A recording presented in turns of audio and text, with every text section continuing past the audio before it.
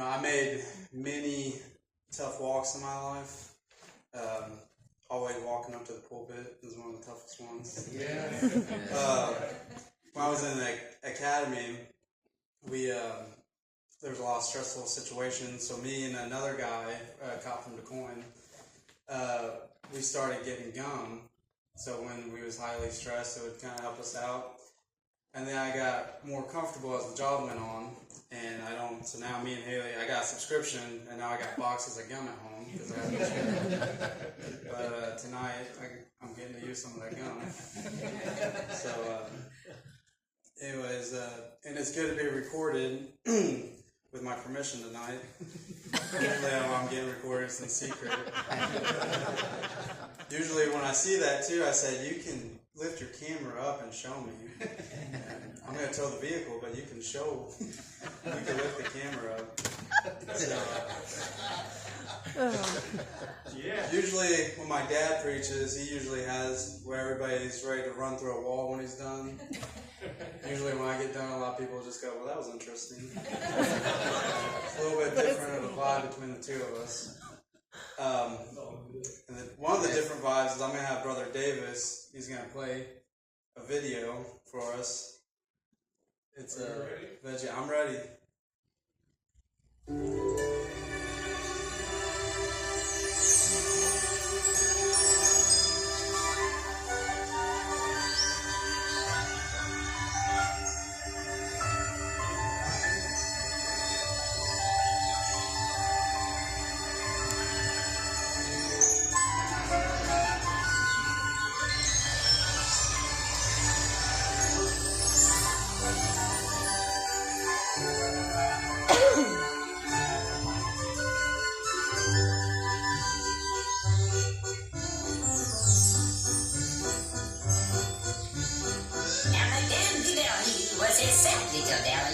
She lived by herself in a house in a tree. Her butlers would show up each morning at 9. They'd open the door to hear Madam whine. I'm so blue, cuckoo, blue, cuckoo, blue, cuckoo, blue. I'm so blue, I don't know what to do.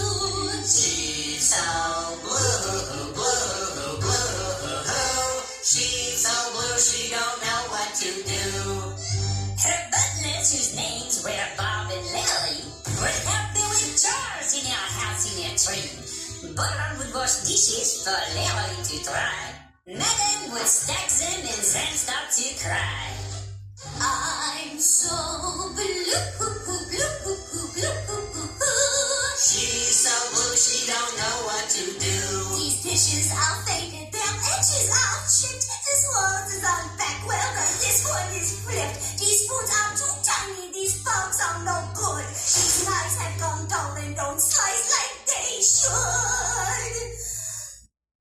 My neighbors have nice things, I've seen them myself. In fact, I keep pictures up here on my shelf. Look at this new flatware of Monsieur Lagoons, and Monsieur Duplan has 12 Franklin mint spoons. And Philip Bambi went and bought a new sink. Why, he even has a disposal, I think. And look at this quart pot of Madame Lacrosse's and ceramic jars where she keeps all her sauces. Nice sauces.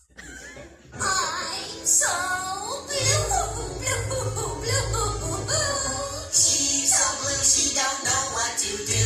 Just look at this sofa of Edward and Tammy's and lovely. Oh wow, when they keep all their jammies. I really can't stand it, I think I might die. Now where was that hanky? I'm going to cry. Too late. I'm so blue, blue, blue. Oh, I'm so blue, I don't know what to do. She's so blue. I'm so blue. She's so blue. I'm so blue, she don't know what to do.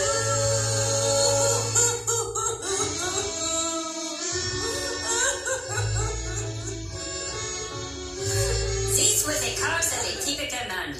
The things that Madame Blueberry had did not make her happy, so she would gaze at her mantle and picture cry for the thing she wanted. She was a very blue belly. Alright. Well, there's 4 minutes down. No, you might play the whole thing. I contemplated. I was like, I could just play this whole thing and say, God, I really felt God led me to. Who all has seen that? Oh, yeah. That, how many? Okay. 10-minute discussion on VeggieTales. So in that, talking about her always wanting more stuff, and I was raised on VeggieTales. That was one of my favorite episodes, especially that song. There's another song in there that's super catchy. This message is going to be about earthly possessions and constantly, we're all in a rat race trying to, get the cheese, get the better situation.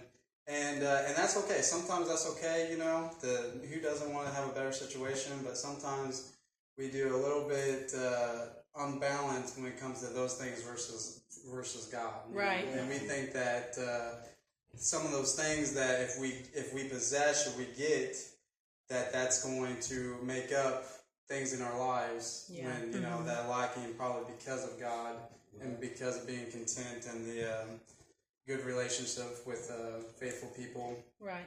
I always I thought about labeling this message, a hermit crab shell, because what's funny with hermit crabs, I looked up some statistics, but they're kind of pointless now. But just so you know, they live up to 10 years. They change shells every 12 to 18 months. But what's interesting, they're constantly they're changing shells, right? And that reminds me a lot of us. We're always just trying to, look for a better situation. Yeah. We're always looking to, improve, and some people literally, like at their houses, how many people that have moved to several different houses, they spend all this time and energy on one and then they move to the other one. And that's okay, but sometimes when we're focused on our earthly home and not our heavenly home, Right. Come on.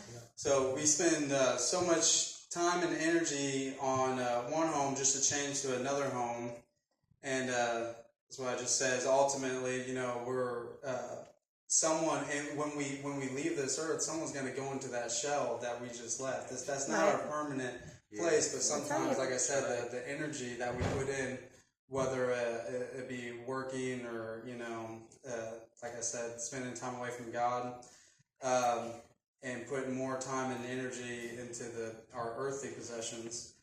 I'm going to speak 2 verses out of Ecclesiastes chapter 2, verses 10 and 11. Give everybody a little bit of time to get there. I blindsided Brother Davis. I should have told him the verses. I assumed everybody was like Michael and they could just quote the verses.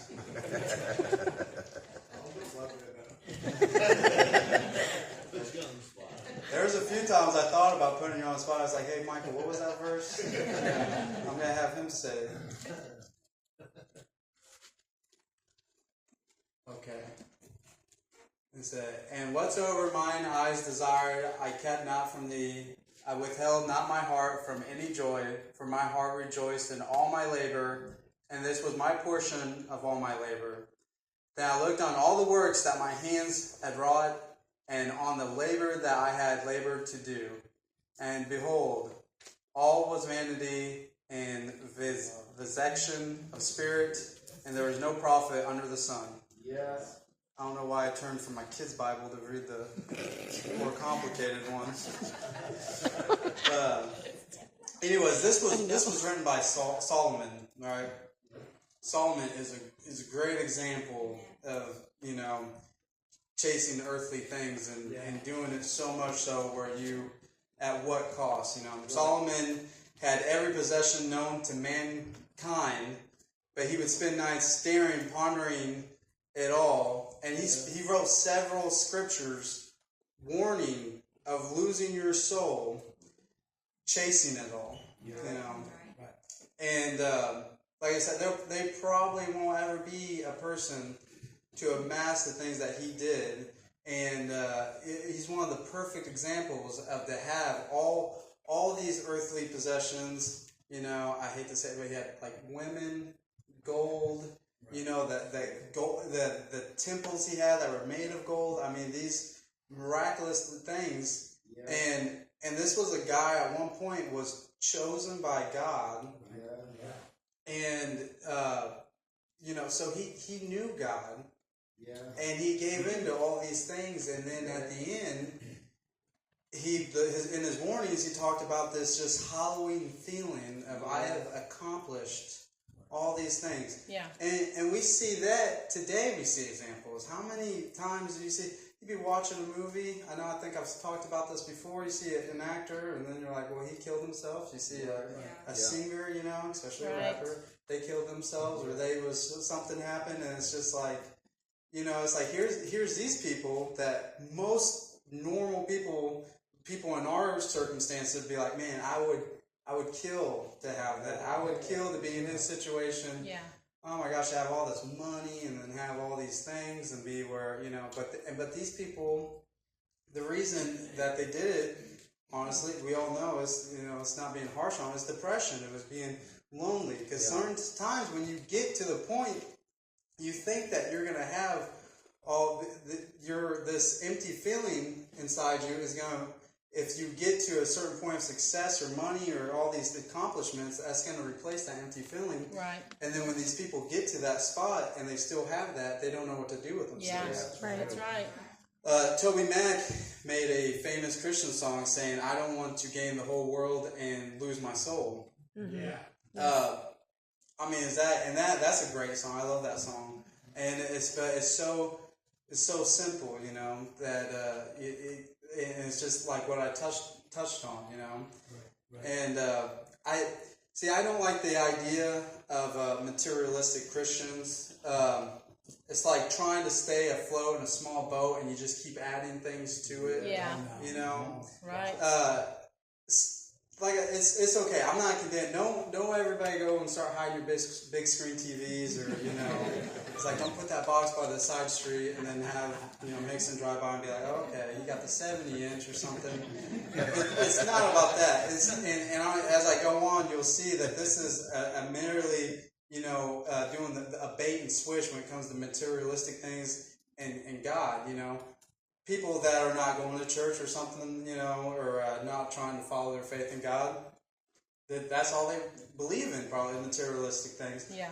But for us that are trying to follow God, it's this grave warning of getting caught in what we're talking about That's right. in the rat race, and you know, chasing these things and having, you know, blinders on to what, you know, you're letting into your life. Whether the temptations, especially like when we was talking about rich, it says, Jesus says in Matthew chapter 19, 23 to 26, it's easier for a camel to pass through a needle's eye than a rich man into heaven. That's right. You know, and that's the whole blinders on, achieving all these things, and then like I said, and then you have all these temptations that you're, you know, controlling your life. Well, you know, some people may go like, you know, I got this or that. You know, I could go to church on Sunday, but I'd rather just spend time riding around on my side-by-side with my friends or something like that. Or, hey, we can go to these games, or, you know, it's like, yeah, I could read the Bible today, or I could do this, or I can, you know, you know, go do, one of these fun things I bar, do whatever. Going for the simple, quick, cheap satisfactions. And with men, we've seen it when it comes to money and power. As women's is a big one, you know, because you look at David and Solomon. Solomon made it like 700 times what David did, but you know, but both of them, you know, once they got to a place in their life where that was, you know, you got to be aware of these traps, and that's one of the things that, you know, once you start getting up there in society levels, you know, men are attracted to beauty, and this is on faith, this is world value. I'm not talking about Christians, but then women are attracted to money and success. You know, that's why we all see, you know, the 60-year-old or a 7-year-old man with a 20-year-old woman. One time I saw a picture and it had this old guy with a big belly and a Speedo with this like model, and it says, "Kids, show your boys this and say, study in school, make good grades, and so you have good money, and show them this picture." And then it says, "Girls, show your daughter this same picture and say, make good grades." And anyway, me and my dad one time we saw a funny parody, and it was a video, and they were interviewing a pastor, and they said, "You just became a millionaire, and your last 5 books have been on the New York Times bestseller. What are you going to do next?" And he says, "I'm going to cheat on my wife." And I say that because how many times have you seen famous Christians or people in the spotlight, and all of a sudden you see where they do something, where they get caught in these scandals and stuff like that. Yeah. And do you think that, just like Solomon, it's like, you think these people didn't know God? You think they didn't know? At one point they knew God. Yeah. Right. This wasn't a ploy. Right. This wasn't like they were never Christians. They never knew God and then got to this point and then unveiled their true selves. No, these were people that I believe that, just like Solomon, knew God. Yeah. And built up this career, this life, all this, but with the temptation, just like it's easier for a camel to pass through a needle's eye than for a rich man to get into heaven. That's no exception to Christians. Once they start getting these things, the temptations get thicker and thicker, and that's why you see that. And we all know examples. I'm not going to bring them up, but we all know examples. Right. And we've had plenty of conversations of these people that, famous Christians, that then they get caught doing terrible things, and it's great for the world to see that. It's like, aha, see, I told you. Right. But we're humans, and we're vulnerable to earthly temptations.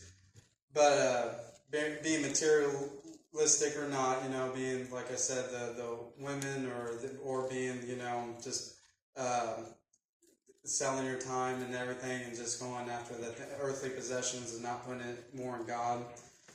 And then some of us, and I'm not. Have you guys ever known the person that they're not the best financially, but they would get a nice car, a nice house, and strain their family's financial well-being just to give the appearance of their, how well they're doing.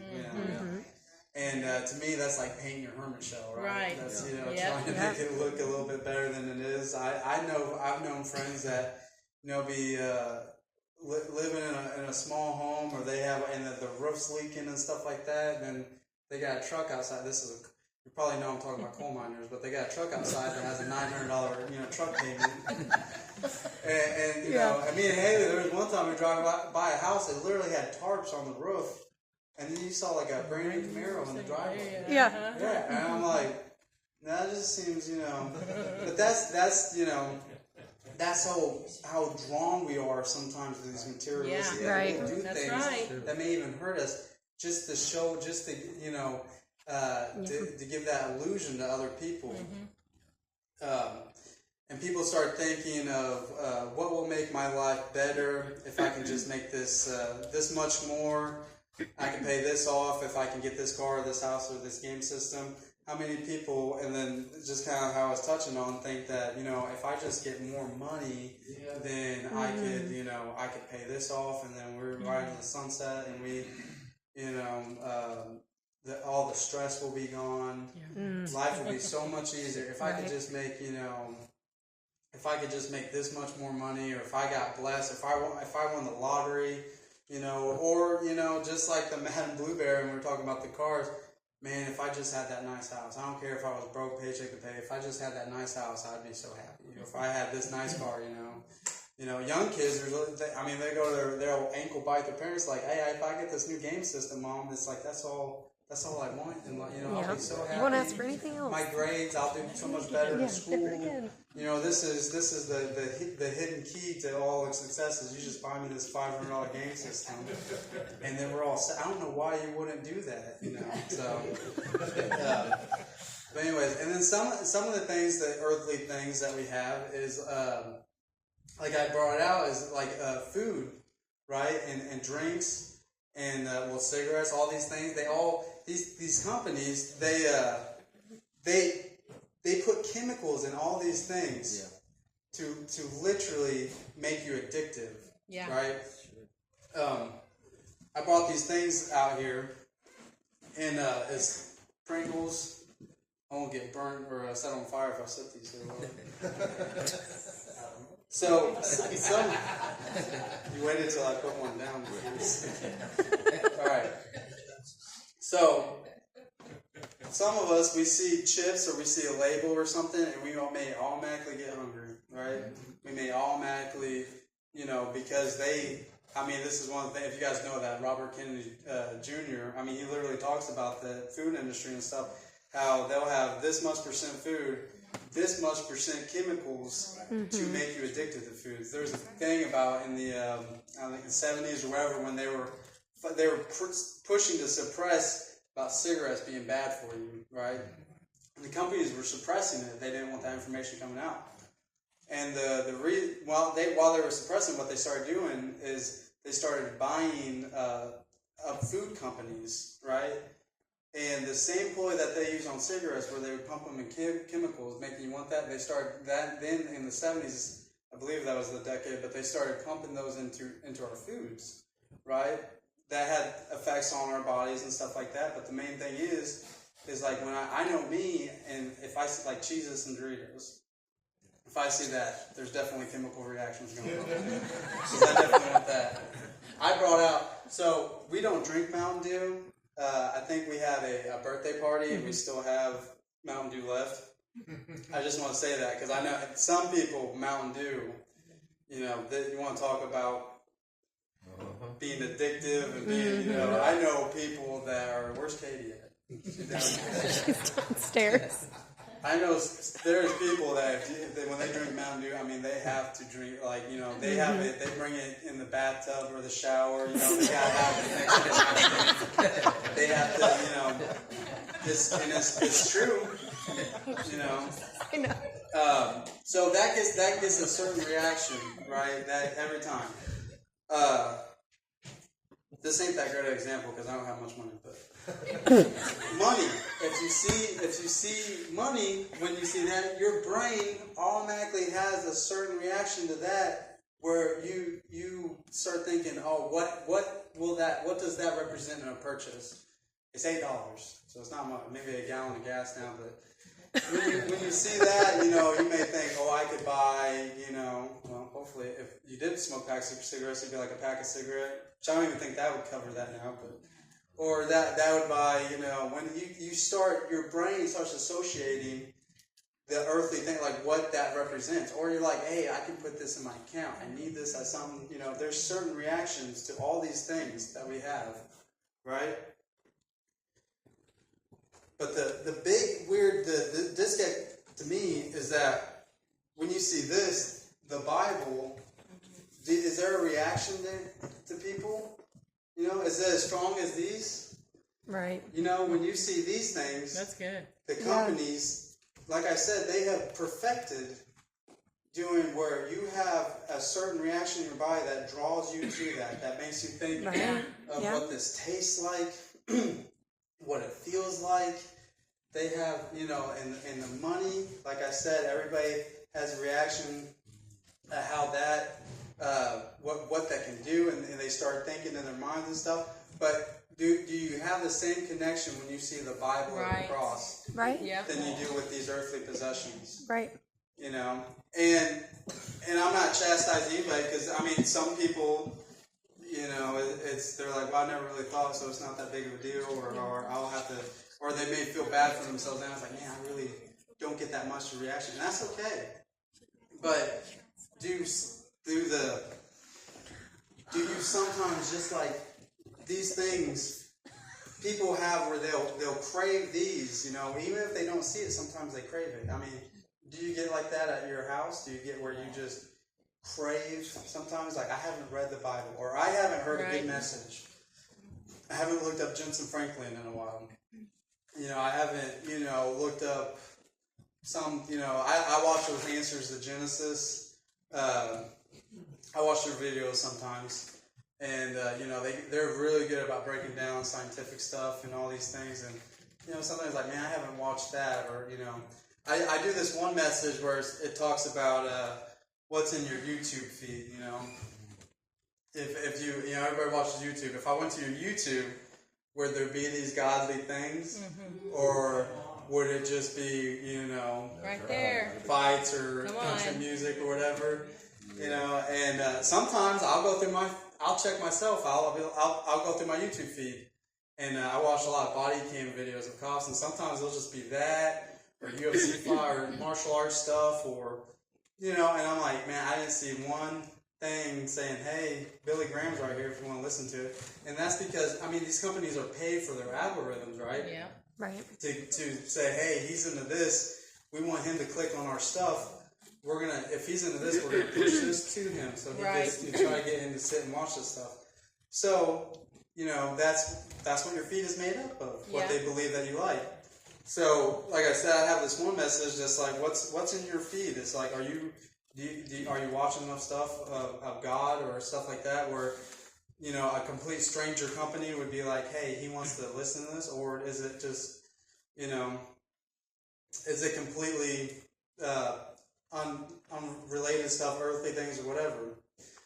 But that goes back to the whole example how, like I said, is the draw to earthly possessions. Yeah. Which there's no bad thing. Everybody's like, if I see a steak or if I see this or that, there's nothing. It's like, man, if I crave this now, I'm wrong. It's like, no. There's the what we talked about earlier is that these people that substitute certain things in their life with earthly possessions when they don't have God, and they start putting blinders on, chasing these things, and they don't realize, it's like, when's the last time you opened the Bible? When's the last time you prayed? I want to say one thing: make sure you're praying every day. Not praying is a sign of pride, right? So, not praying and just going where I'm a Christian, I go to church on Sunday, and you get where you go a day to day, or you haven't prayed. Yeah. Well, that, like I said, is a sign of pride, because that's the sign, like, hey, I don't need to talk to you, God. I'm a Christian. I have you on the, in the back of my mind sometimes, but I'm not putting you forefront. Some things.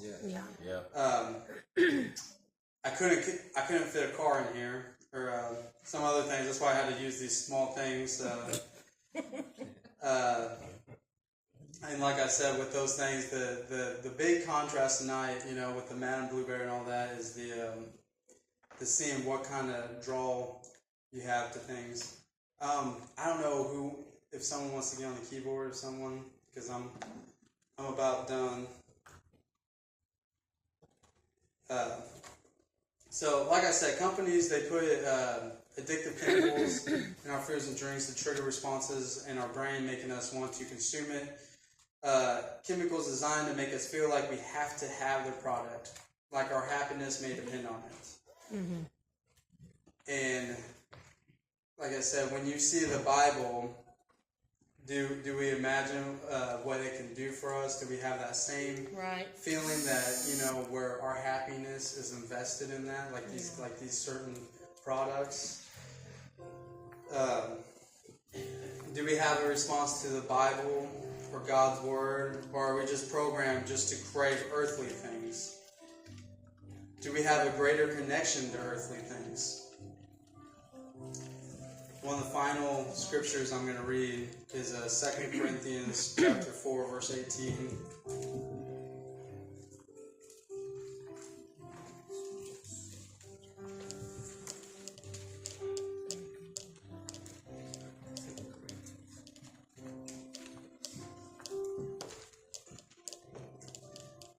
And it says, "So we fix our eyes not on what is seen, but on what is unseen. For what is seen is temporary, but what is unseen is eternal." Yes. Amen. And that goes back to seeing these things and the reaction and stuff, but not, that's waiting for God. I worked with a guy who said he didn't believe in God, and I worked in the mines and we worked on belts. And when we would drive, I would drive, and he was the the owner's son. He was a really good guy, but on the way back, he would get like a 18-pack of beer and put it on ice, and then when we got out, he would drive there, and then I would drive back, and he'd just be drinking those, right?